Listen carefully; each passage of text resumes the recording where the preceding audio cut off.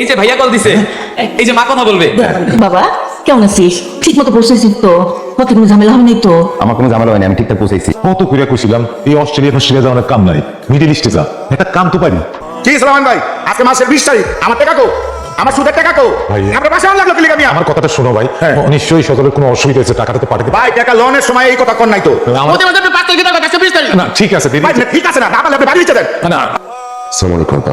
কি রে বাবা, তুই তো এই মাসে টাকা পাঠাইলি না, আমি তো এই পানাদার্গ যন্ত্রণার বাড়িতেই থাকতে পারতেছি না। এদিকে তোর বই আবার কলেজে পড়তে হবে, টাকা লাগবো না? তুই টাকা তাড়াতাড়ি পাঠা। আপনার কাছে প্লিজ আমার ভাই, আমার কাছে তখন টাকা নাই।